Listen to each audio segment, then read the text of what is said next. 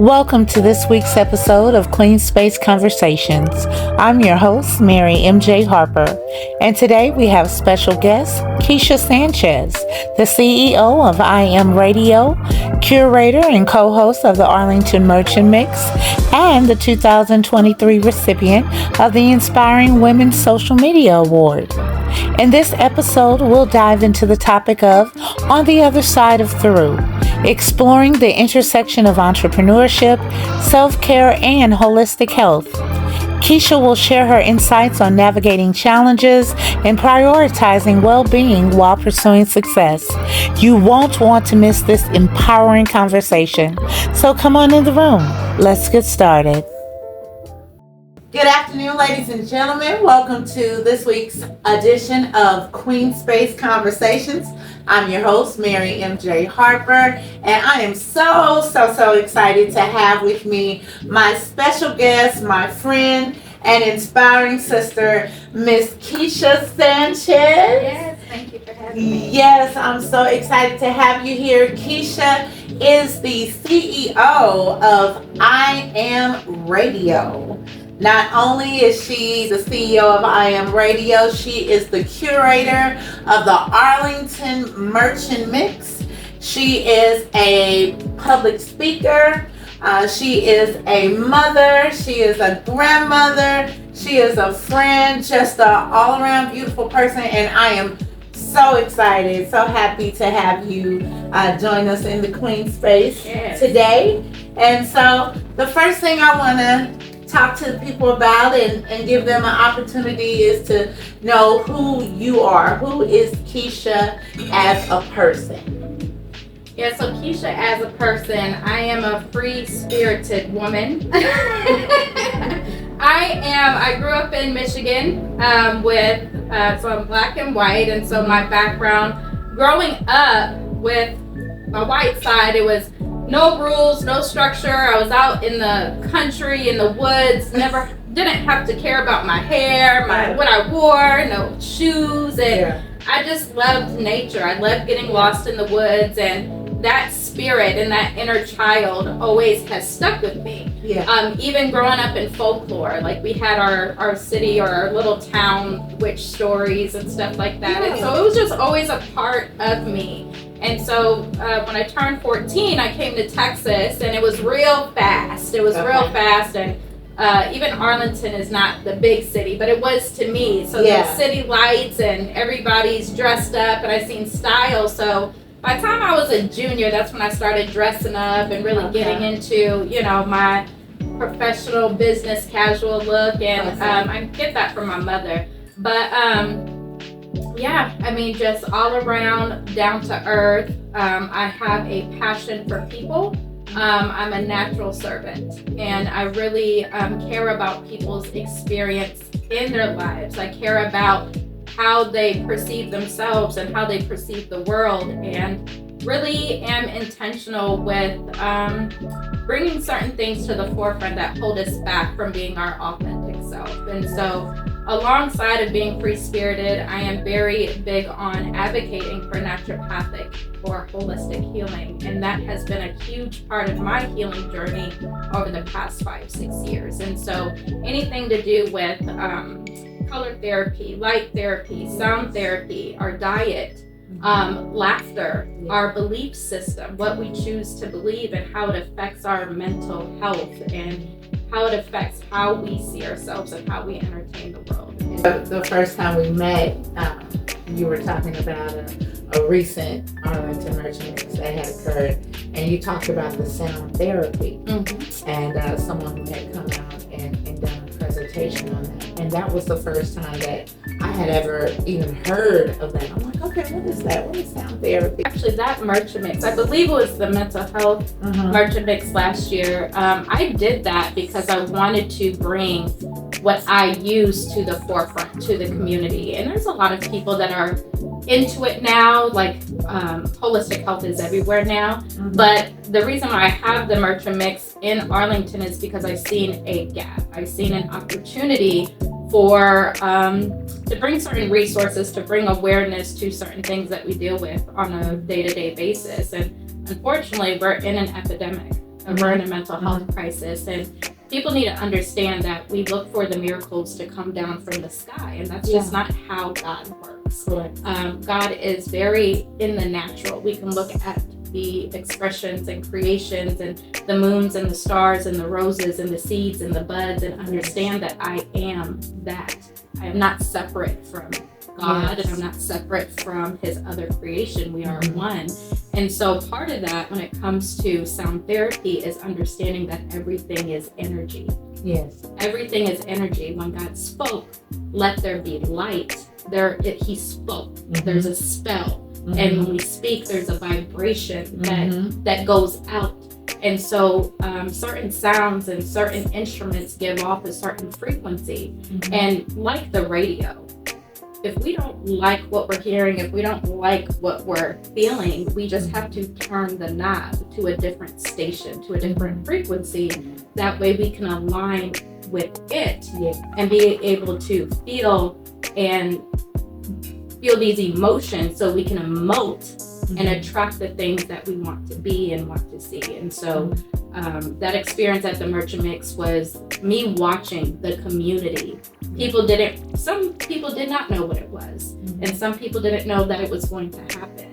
And so to see the community in one room, just be quiet, like to sit in silence for a moment, and as Dr. Neek use these indigenous instruments to create the space to heal and for everyone to calm down and to see within themselves and to change the energetic field. That is where healing takes place. It is within. And to do it in a communal setting was such a blessing. Definitely, and we have to understand our ancestors knew these things. Our ancestors used the African drums and the flutes and the tambourines and these musical instruments, and they deal with depression different. They deal with life's battles different. They celebrate if they see a sister that's depressed or going through something, the sisters invite them over for a party.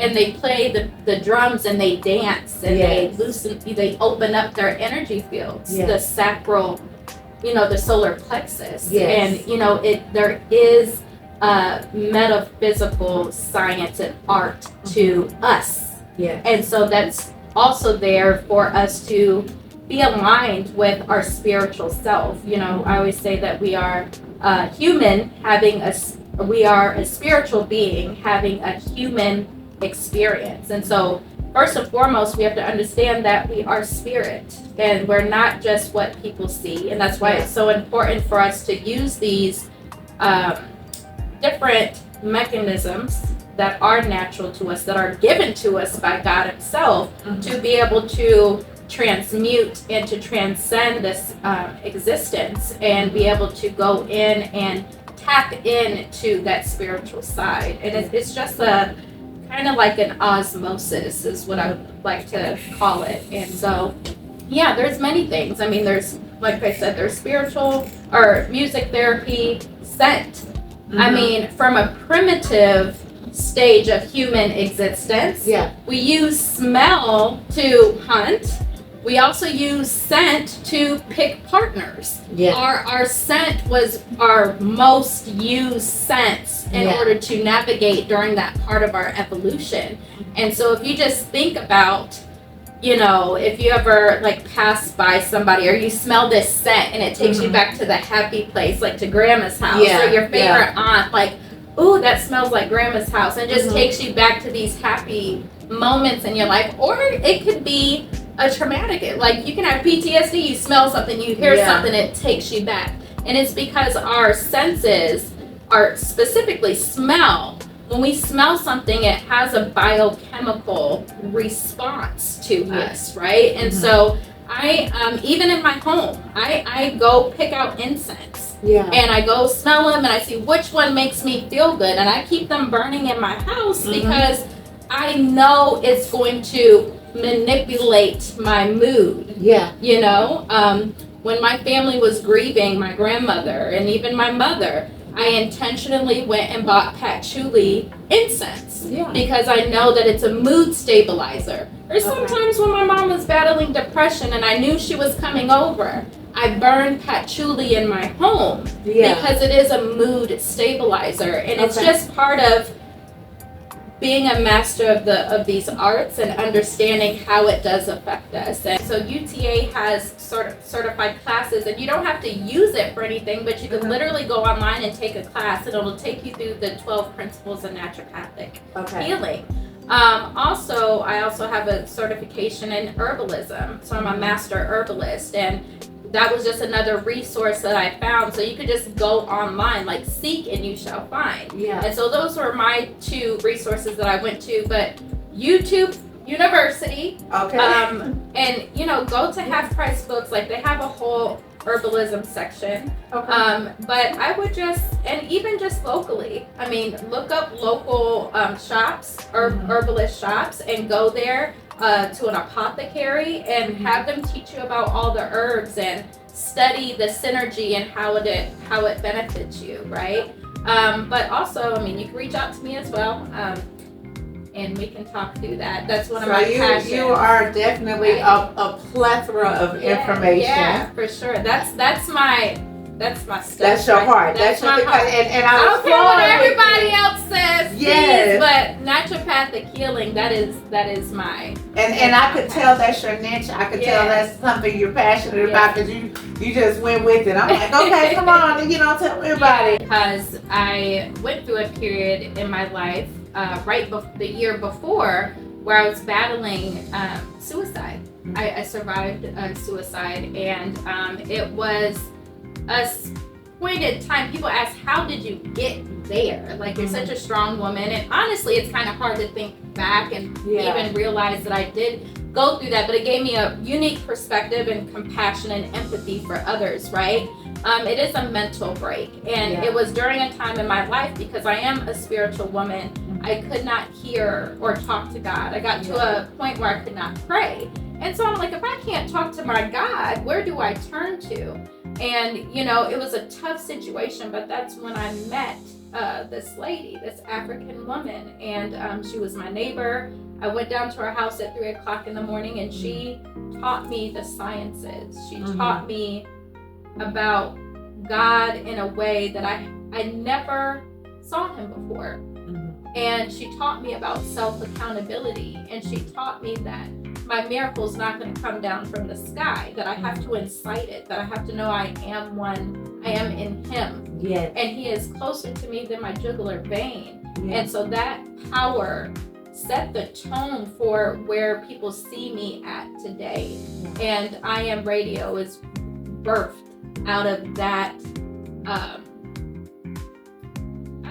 very sensitive time in my life. And even with the men, they experience it too, right? And so we have to make sure we're creating spaces for them to be in the room as well. But we all need each other. So regardless of what we went through, I think we can all say that it was all trauma based, and that caused trauma, that experience, but we accepted it.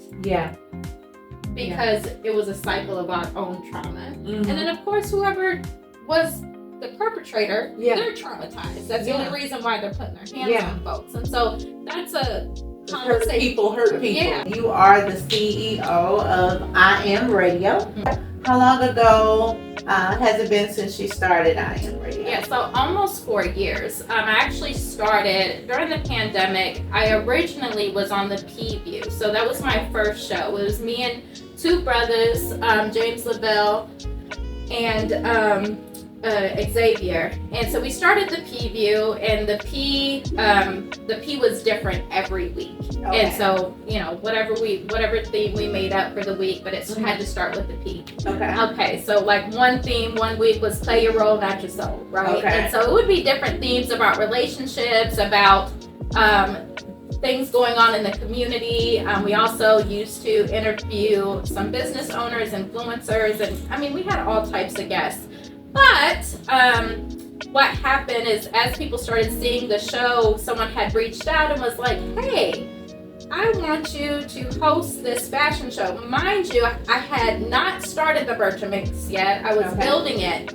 And so when someone reached out, I was like, hey, you should do our fashion show. I was like, okay, I'll try that. And I went out to host it. I I thought this was going to be a small thing. Like, I had been to different events, but it was small. I did not know what I was expecting.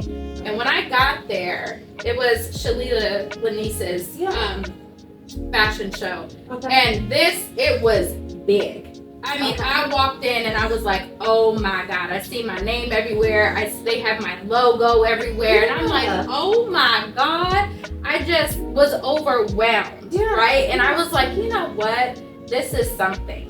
When I started engaging with the audience and dealing with the vendors and seeing people walk down these runways and people living in their purpose, I was like, this is what I'm supposed to be doing, right? And it was just a little preview. And then I went in to launch the Merchant Mix, which also started 4 years ago. And so from there, I just created this system, right? So I Am Radio, I eventually went off to have my own show. And I Am Radio specifically was to help business owners, influencers, authors, community enthusiasts help tell the story behind their brand. Because people buy from who they know, like, and trust. And people buy personality, right?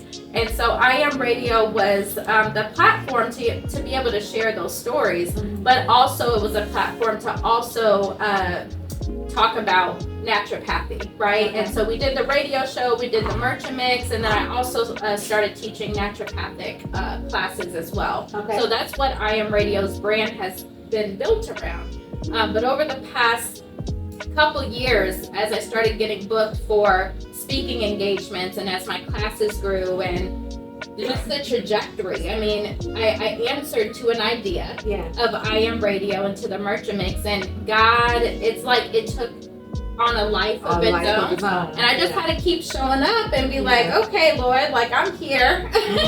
Like, I'm just, what are we doing? But I'm going to keep it going. But the reason why I got into it, I got into it initially radio because of the guys. They reached out to me. They know I'm a smart woman. They know I'm going to bring my intellect and I can hold a conversation. But when I went on to do my own show, it was because of the exposure or like the confirmations I was getting along the way. I just knew it was time to branch off and really create my own brand. And I had to be in control of that narrative, right? To make sure it was professional, make sure it looked the way it was supposed to look, and make sure the money went the way it was supposed to go. And so I've definitely been blessed. But the power of I am.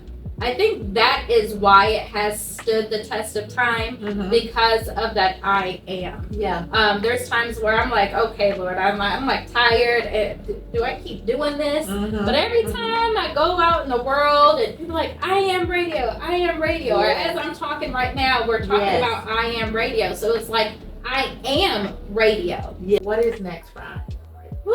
What is next? So we are currently in our strategic planning phase. So I Am Radio, we of course have the Arlington Merchant Mix coming up, right? We were just at Miss Anita's domestic violence awareness dinner last night, which was beautiful. I got to share the stage with Cassandra, with Kimberly, with Crystal, and it was absolutely beautiful to see women come from all walks of life to talk about the importance of, I say, self-reflection, self-accountability, and also looking back at what God has brought us through, and to be on the other side of it and be that voice to say, hey, sister, like, get yourself together, get out there. It's like a stigma where, like, girl, why are you over there taking that mess? But it is a very real thing, and we were able to be real and to be vulnerable and to be compassionate last night. We have the last Merchant Mix of the year, November 16th. Last year, myself and Mr. Yu, we hosted the first annual International Men's Day. And so we're bringing it back this year. And the reason why I'm so excited about this year is, number one, we made it through another year, right? And so we're still here, we're still going strong. But the men that we have connected with over this past year, Mr. Yu has such a unique sphere of influence, and the people that he's out in the world with and connecting with are just some powerful men that are doing extraordinary things, right? Yeah. And we want to make sure that we bring them in, that we love on them, and they get the praise due to them. And I think there's a huge gap in our men being uplifted and fought for and advocated for. They have to be so hard in this world, and so I want to create a safe, soft place to celebrate them. It's important to be able to celebrate men doing positive things in the community.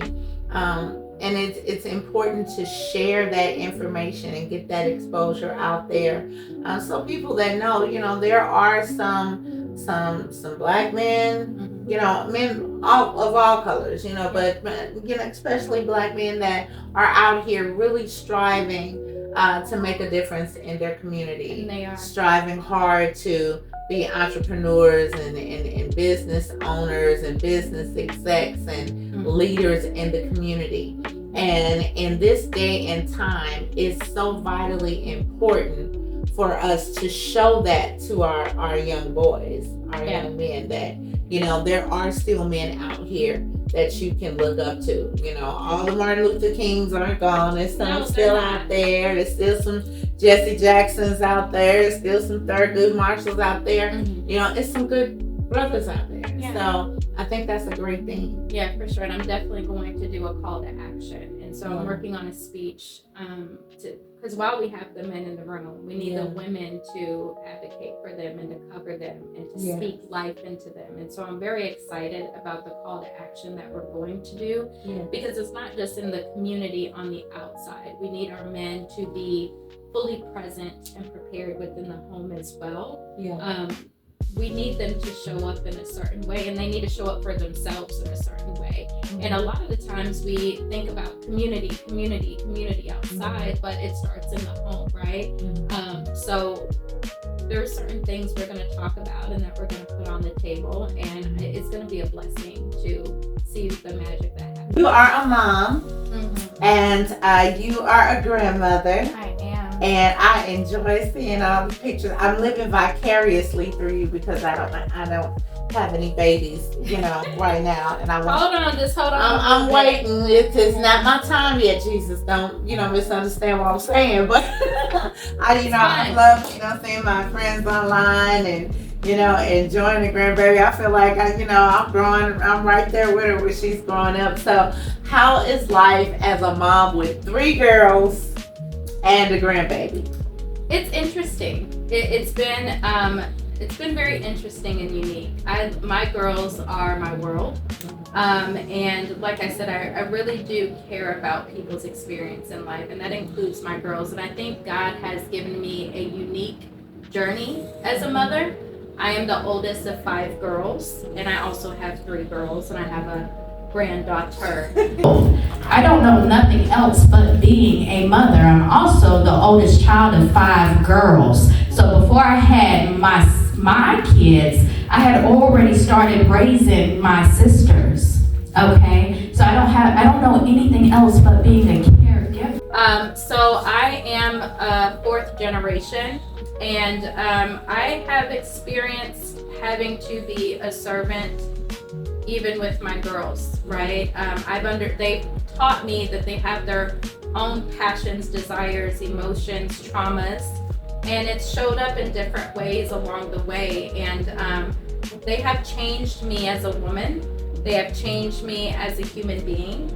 And my children have been my teachers, for sure. And, being a grandmother is the ultimate blessing that has happened in my life. My mother passed on Thanksgiving of last year, and I could not understand how that happened. I mean, it just blew my mind. It was so unexpected. But one thing I could hold on to, Nevaeh, my oldest daughter, was about to bring into this world another woman, another young lady. And so I just had something to look forward to while I was grieving. And so when my granddaughter came, it just gave me, it was like my mom's spirit. It was still here, right? And knowing the grandmother that my mother was, knowing how my grandmothers were, how they were so patient, loving, caring, long-suffering, loved unconditionally. I am striving each and every day to be that for myself, as well as my kids, as well as my grandchild. And so it's a learning experience every day that I continuously I'm open with and I evolve with, and I get to leave a legacy for my kids and for my grandchild. And so doing interviews like this, it's an experience for me because I've done many interviews and I'm like, that's what I'm leaving behind. If something were to happen to me today, they can go look their mom up on the internet and be able to listen to these conversations and hear my voice and understand me to be somebody more than their mom. Like they're gonna be able to see who I was as a human being and what I stood for and what I'm passionate about, and that they know that they are my teachers. And I loved, last night hearing you tell your story and sharing your transparency about your issues with domestic violence and being a teen mom, and I love the part that you continue to persevere, because I believe that there is accountability and transparency. Last night was my first time sharing that story publicly, and so leading up to it, I actually didn't give it too much thought. When Anita reached out and she's like, hey, I want you to speak at my event, I was like, oh, of course, because I'm going to support. But then once I started seeing myself on the flyer, I was like, oh, domestic violence awareness. I was like, oh. So I had to go back and I had to think about what I went through and how has it affected me. It's raining. I could be a little bossy, it's raining, there's police. I don't know if y'all know that long bridge that go over to West Monroe, Louisiana. It's this long bridge. It's storming. He has, I don't even know if it was Gucci Mane or whatever, turned up in the car. And I'm like, oh no, we gotta turn this down. There's police everywhere. We're gonna get pulled over. So I politely turn the volume down. He turns it up. I turn it down. He turns it up. And I turn it down. And next thing I know, I was up, I'm in the passenger seat. And next thing I know, I end up under the steering wheel of the vehicle. But I had to go back, and even after last night, I went back some more, just in my mind, and I was like, wow, like how did you make it out of that? And it was just continuous prayer. It was me just knowing that God has a hope and a future for me. And this is not it. Like, I'm not putting up with this mess, And, it's like I shared last night. When I was riding around, I worked full time. I was in college, so I'm working full time, going to school till 10 o'clock at night, and then go home to this buffoon. I was just circling around, and I just looked up at the sky, and I'm like, Lord,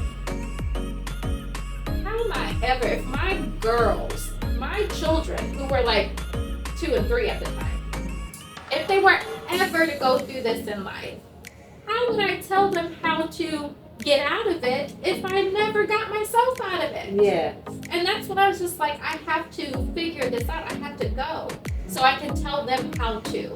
And, and it's crazy because I haven't had the chance to really share that with them, but I was able to share it with you guys, and so it really brought a certain healing and awareness to myself last night, and to hear other people's stories.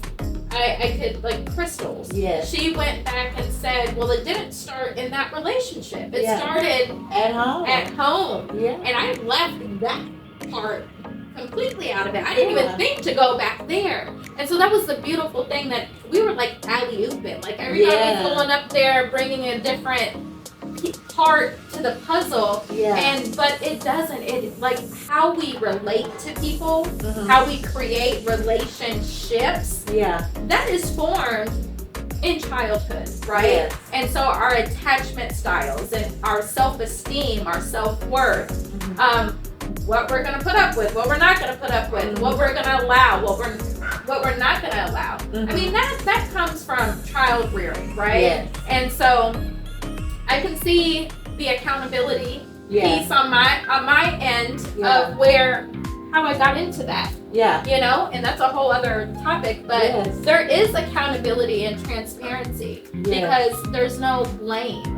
Yeah. Right? You don't have to blame anybody. It's an experience, and if we can openly talk about it, that's where the healing takes place. And that's how we help others to break loose and to break free, and we empower. Yeah. We empower others, you know. I was a strong woman. I had overcome the statistics and status quo of becoming a teenage, mother. I had graduated high school early. I had went to college. I started my career at 17. So I'm like, I done made it, mama. I like that was the theme last night. Empower her. Empower her. And it was a beautiful event. I love the energy in the room. It was just absolutely amazing. I'm so proud of Anita. Yes, and I'm glad that we've been able to be there for her and be mentors for her. And I love the things that she shared about you last night. So you are a powerhouse in and of itself. And I'm so glad that you were able to come and have a seat at the Clean Space today.